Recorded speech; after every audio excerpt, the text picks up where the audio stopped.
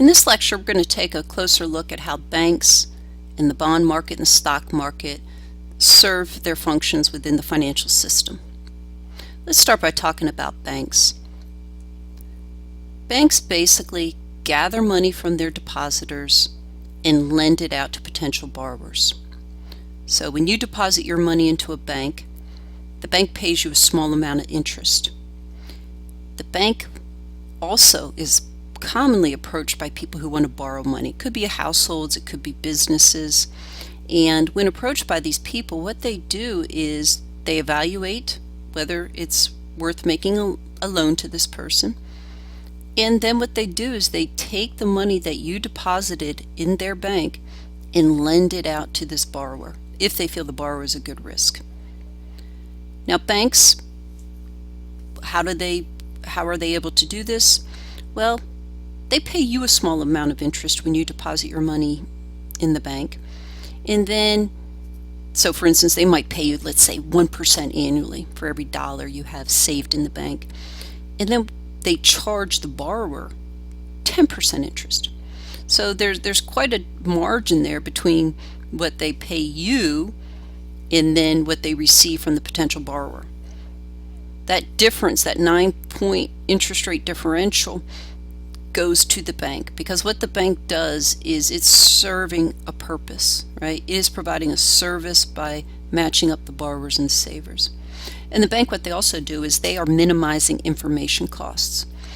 If you wanted to lend your money to somebody, you would have to take the time to evaluate whether this person is a good risk or not. And by being a good risk, what we mean is, does this borrower have the ability to pay off the loan? And that's a lot of time, that's a lot of effort, that takes a lot of expertise. Well, the bank has experts that do this.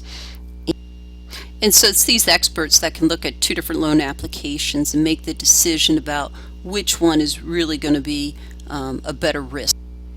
And so it's these experts who are able to look at multiple loan applications and make sure that the loan is given to the most productive users. Now, these experts aren't always 100% correct. Sometimes a borrower will default on a loan, but what the bank does is they spread that risk out amongst many of its depositors. So you don't have to worry that if the bank writes a bad loan, that your entire bank account is going to be wiped out. Now let's take a look at the bond market. A bond is just a piece of paper, or as this slide shows, it's a sophisticated IOU. And what it does is it documents who owes how much and when payment must be paid.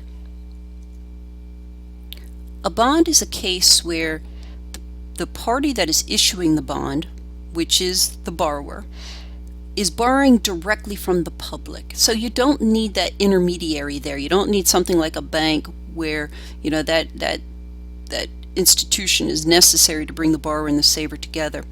With the bond market, you actually have a situation where the person who wants to borrow money can sell the bond directly to the person who has the savings that they want to lend to this potential borrower. So it's the lender or the saver who buys a bond, and it's the borrower who is the one that sells or issues a bond. Bonds are issued by corporations and governments at all levels.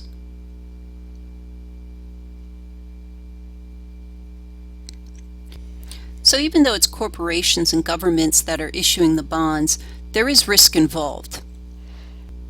And by risk, what we mean is you have to wonder if the borrower has the ability to pay back the loan.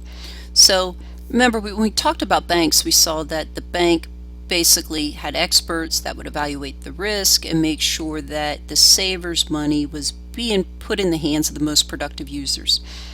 Well, there are major issues are graded by rating companies. You have out there companies like Standard & Poor's and Moody's who use their own experts to evaluate corporate bonds and just how risky they are. The grades that they will give bonds are, if it's a low risk, meaning there's a great chance that the lender is going to get repaid, then the bond will receive a AAA rating. If This is a case where the borrower has defaulted on some past bonds, so it's had problem repaying its loans, then the bond will get a D. And in particular, a D applies to bonds that are currently in default. So the higher the risk, the greater the interest rate that the bond will promise to pay. And basically what happens there, so suppose you want to buy a bond, you have $1,000 and you're evaluating a couple different bonds. If you're going to buy the bond that's being issued by a really risky corporation, relative to, say, you're also considering buying a bond being issued by the U.S. government, which is actually a very safe bond to purchase, you will only be swayed to take that extra risk on the corporate bond if you're going to be promised to be paid a higher rate of interest. Now, just because the bond is promising to pay a higher rate of interest doesn't mean it's guaranteed. Again, if that corporation should go under, then they're going to default and you will not get your money back. Now here's a couple examples of bonds that have different ratings. You take Warren Buffett's corporation, Berkshire Hathaway, excellent rating, so gets a AAA rating. And for every dollar that they want to borrow, they're going to pay about 4.5% interest. Then you take Ford Motor Company, again, not a bad corporation. It's been around for over 100 years, but a little more risk involved there. Again, the car market's very volatile, and so Moody's has given them a bond rating of a B. So Ford, in order to give people the incentive to lend money to them, would have to promise to pay about 5.75% interest on every dollar that they lend. Now, as far as the U.S. government goes, there are different types of bonds that the U.S. government will issue. And here we're talking about the federal government. There are some bonds that won't mature for 30 years. And again, by maturity, what we mean is when the borrower is promising to pay you back your interest, what we call your principal, the amount that you lent to them. So with the Treasury bond or T-bond, it matures in 30 years, but it will pay interest every 6 months. Then you have what we call Treasury notes or T-notes, and their date to maturity is anywhere from 2 to 10 years. And again, they periodically pay interest, and as the slide suggests, about every 6 months. Then you have T-bills. T-bills are what we call, often referred to as money market type assets, in that they mature in less than a year. And as you can see here, a T-bill may mature in as little as 2 days or as long as 26 weeks, but it's still less than 1 year. And what these, so this is if the government just needs to borrow money for obviously a very short period of time. And so instead of paying periodic interest, what the government is promising to do if you buy a T-bill is that when the bond matures, they will pay you back your initial principal and make that one-time interest payment at the date of maturity. Bonds that pay interest at maturity are called zero coupon bonds. Short-term U.S. government bonds such as T-bills and even T-notes tend to be the safest assets. So since they are safe, they pay relatively low rates of interest. Finally, let's take a look at the stock market. A stock is a certificate of ownership in a corporation.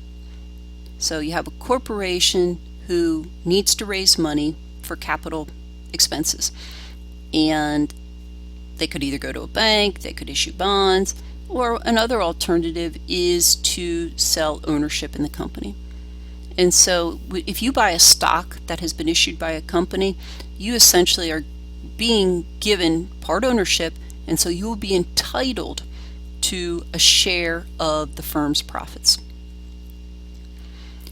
Now, stocks are traded in organized markets called stock exchanges.